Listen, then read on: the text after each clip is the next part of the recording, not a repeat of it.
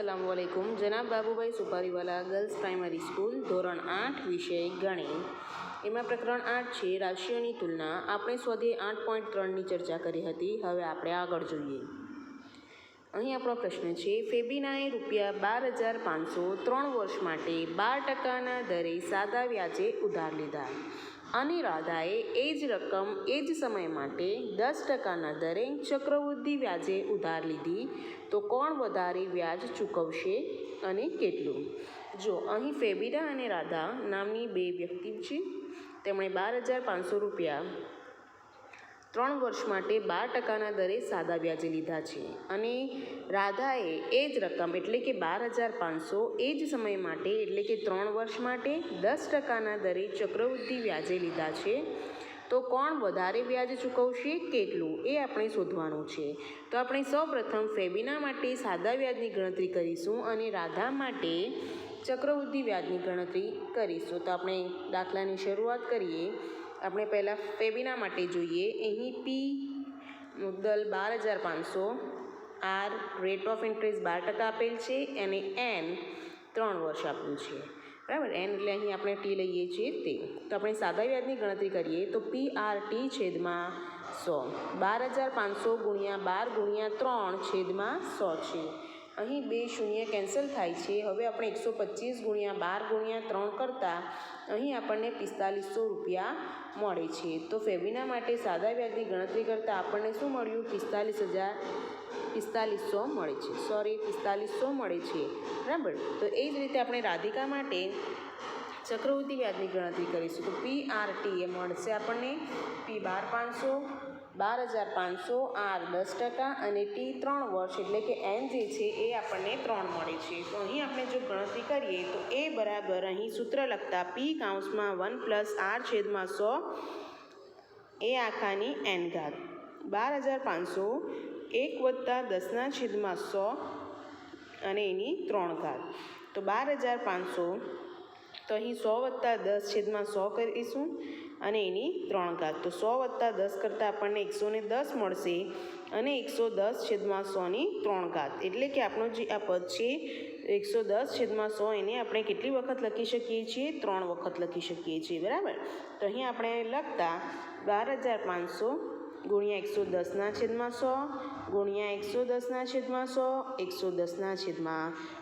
અહીં આપણે 2 શૂન્ય કેન્સલ કરીશું।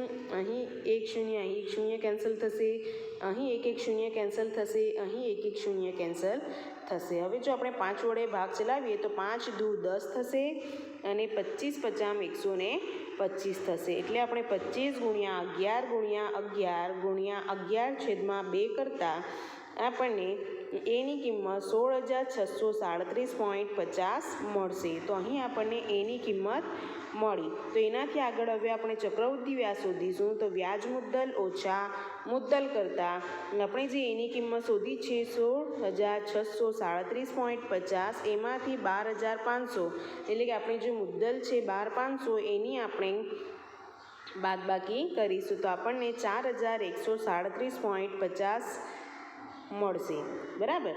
તો અહીં આપણે જોઈએ કે અહીં આપણે ફેબીના માટે જોયું હતું, પછી રાધા માટેની ગણતરી કરી હતી। તો બંનેમાં આપણને જોતાં આપણે જોઈ શકીએ છીએ કે ફેબીનાને વધુ વ્યાજ ચૂકવવું પડે છે। હવે કેટલું ચૂકવવું પડે છે એ જોઈએ। તો ફેબીનાને ચૂકવવાનું વધુ વ્યાજ 4500 ઓછા 4,137.50। તો આપણે 4500માંથી 4,137.50ની બાદબાકી કરતાં 362.50 રૂપિયા આપણને મળે છે। તો આપણે લખી શકીએ જવાબ કે ફેબીનાએ 362.50 રૂપિયા વધુ વ્યાજ ચૂકવવું પડે। સમજાય છે? તો પહેલાં આપણે ફેબીના માટે સાદું વ્યાજ શોધ્યું, પછી રાધા માટે આપણે ચક્રવૃદ્ધિ વ્યાજની ગણતરી કરી, બરાબર। હવે એ બંનેમાંથી આપણે જોઈશું કે કોનું વ્યાજ આપણને વધારે મળે છે, પછી આપણે તે વ્યાજમાંથી બાદબાકી કરી તો આપણને ફેબીના માટે અહીં વ્યાજની ગણતરી કરતાં આપણને ફેબીનાએ 362.50 રૂપિયા વધારે ચૂકવવા પડે તેમ આપણે શોધી શક્યા। એના પછીનો પ્રશ્ન છે, વાસુદેવન ₹60,000ની 12% દરે પ્રતિ વર્ષ અર્ધવાર્ષિક ચક્રવૃદ્ધિ વ્યાજે રોકે છે, તો તેને 6 મહિના પછી અને 1 વર્ષ પછી કેટલી રકમ મળશે? જો અહીં વાસુદેવન નામનો એક વ્યક્તિ છે, તે 60,000ને 12%ના દરે પ્રતિ વર્ષ અર્ધવાર્ષિક ચક્રવૃદ્ધિ વ્યાજે રોકે છે, બરાબર. તો પહેલાં આપણે 6 મહિના પછી અને 1 વર્ષ પછી એને કેટલી રકમ મળશે તે જોઈએ. તો આપણે પહેલાં 6 માસના અંતે વ્યાજની ગણતરી કરીએ તો P 60,000 R 12/2 બરાબર 6%, અને એટલે અહીં આપણને T બરાબર 6 માસ એટલે કે N બરાબર 1 મળે છે. તો અહીં આપણે સૂત્ર લખીએ, A બરાબર P કૌંસમાં 1 + R/100ની N ઘાત.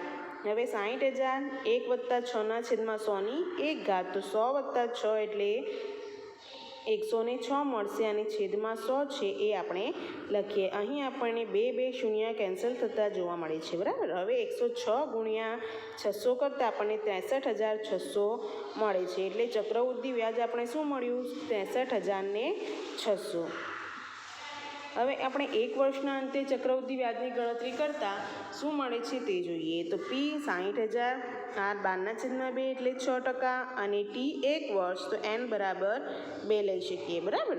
તો A બરાબર P 1 + R/100ની N ઘાત. તો 60,000 1 + 6/100ની 2 ઘાત, 60,000 100 + 6/100, તો 100 + 6 એટલે 106 છેદમાં 100 એની 2 ઘાત મળશે. એટલે 2 વખત આપણે લખી શકીએ. તો 60,000 × 106/100 ગુણ્યા 106/100. અહીં આપણને 2 શૂન્ય કેન્સલ થયેલા જોવા મળશે, બરાબર. હવે 1 શૂન્ય અહીં આપણે ફરીથી 1 શૂન્ય કેન્સલ કરીશું, તો 6 × 106 × 106 મળશે.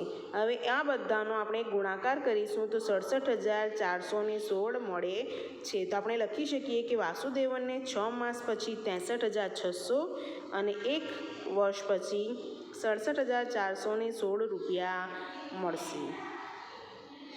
આ બંને દાખલાઓ તમારે તમારી નોટબુકમાં સારા અક્ષરે લખવાના રહેશે. Thank you.